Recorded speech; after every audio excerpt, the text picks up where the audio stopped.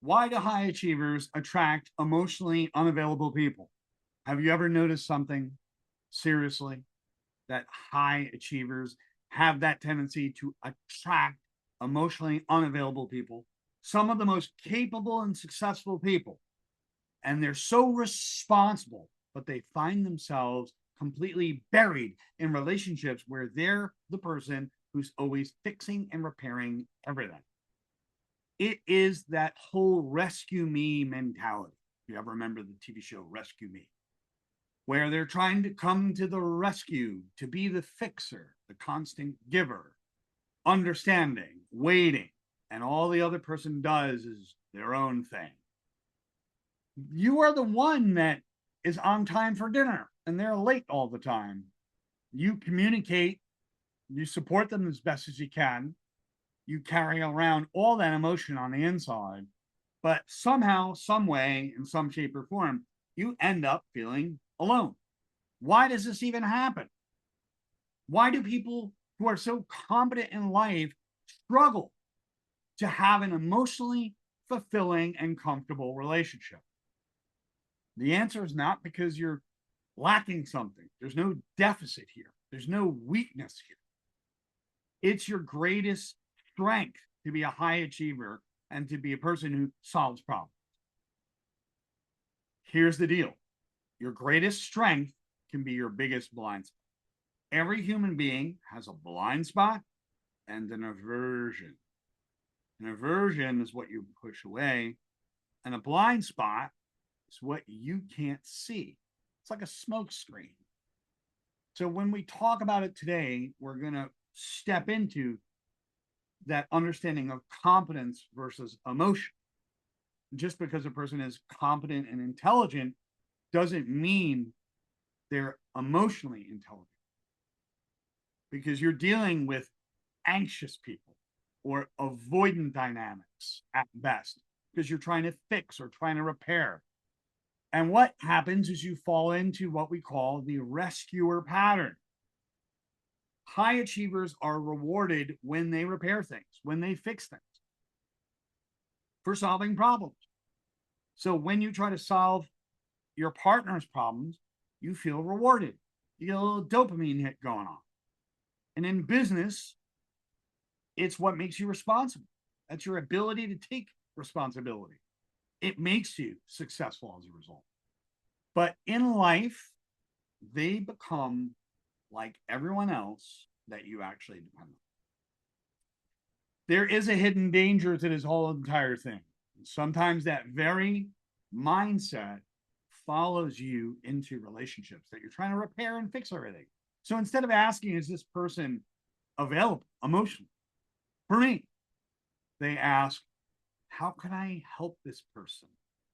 How can I make them better? Here's the deal. You have to stop for a second and say, are my needs being met? I know I want to help them. I know I want to support them. But are my feelings grounded? And are my needs being met? And is the other person doing their part?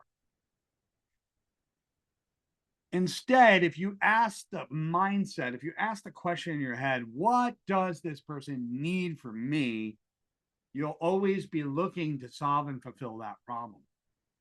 So this creates that rescuer pattern, the pattern where you're trying to rescue someone. The rescuer believes love is created through effort, giving.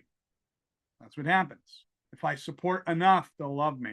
If I understand them enough, they'll love me. If I solve their problems enough, if I sacrifice enough, if I prove my loyalty enough. But they never stop to ask the question of, maybe this other person is completely incapable to handle my relationship style.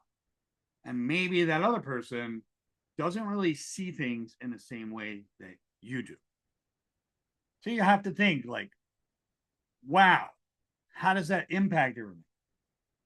Because is the other person choosing you, or are you creating some kind of reciprocal dynamic where you're the giver and they're just the receiver, and it becomes one way, a one-way street? But a healthy relationship is not created on earning love like everybody thinks it is. It is based on mutual trust, mutual effort, mutual participation at best. So the relationship should never feel like some kind of project management thing you're doing at work, where one person is trying to repair or coach and the other person is like, save me, help me, please. You get support, no problem, but you have to be able to support sometimes from a distance and be able to be a little detached. There's nothing wrong with healthy detachment because you can't do someone else's emotional lifting for them. That's the thing. Everybody wants to wear cape and they want to rescue. But let's look at competence. Competence does not connect to emotional security. It's not equal. So one of the biggest misconceptions is believing that success in one area of life would automatically transfer into your relationship. No, I'm here to break the news and say no.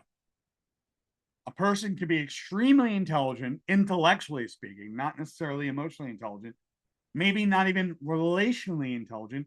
They can build companies, they can lead a team, they can solve complex issues, manage millions of dollars. But emotional intelligence requires a completely different skill, and relational intelligence is a different skill. So you have to ask yourself, how do I accomplish this? Relationships will hit you with the question of, how do I connect? And a high achiever will say, I'll fix something. I'll control the outcome. I'll try to repair it. I'll try to fix it. Relationships require that you accept yourself and your partner also accept you. But the high achiever is rewarded for independence, where the other person might be reliant or codependent. So you might seek out a codependent relationship just to fulfill that. And some people say, oh, but it works. Yeah, it might work for 40 years until one of you isn't happy. That usually does happen. We have to look at codependence, independence, and interdependence, which that is another show. Being responsible is indeed powerful, but feeling responsible for another person's emotions is totally exhausting. The anxious person that you're dealing with, they may want reassurance all the time. They want closeness. They want communication. They want emotional connection. But if they're an avoidant person, even an avoidant values independence because they use independence as a form of control. What do I mean by that? Well, if I maintain control, I can maintain my independence and I can only ask them when I need something, right? So there comes a level of control in there. It can get out of control, put it that way. Because there are independence is healthy, but hyper independence is another thing. I don't need anybody. I need no one. I don't need you. Get out of my life. And that's what people do. They throw the independence flag up very quickly. I don't need you. I'm hyper independent. So you feel overwhelmed. The avoidant person feels overwhelmed when they're emotionally intense. They can't handle it. They may not be able to even have that. And here's what I want to tell you. If you're dealing with an avoidant person and you value communication at 100%, like you feel that communication is at the top of your list in relationships, like an 8, 9, or a 10, and you're dating an avoidant and they're not making any efforts, they're not reciprocating, they don't have the capacity for a relationship. Literally, they don't have the communication or capacity. Think twice, reevaluate that relationship. That's all I'm going to tell you. Be objective, see all sides, and figure it out from there. That's where it gets real. Because if one person reaches and the other one's always pulling away, then you'll just always feel rejected, even though you're not rejected, but they're doing that. So you'll reach harder, fix harder, help more, help harder. And the second person is always feeling pressured. They're always feeling like, oh, okay, let me pull away more. I'm going to pull away even more now. I need space. I'm anxious. This is overwhelming. This is too much. So that's what happens. That's where it gets to be hard. So it's about your boundaries and understanding how you're spending your energy in your relationship, your boundaries, and your awareness of the relationship. It gives you choices. Your boundaries are better than creating a wall, and the avoidant person creates walls, and you're like having to chip through that. And a lot of people misunderstand boundaries. They think it means pushing people away. But boundaries is not a wall. A wall says you can't get close, don't bother. A boundary says, this is me. I need to be treated fairly in order to stay connected to you.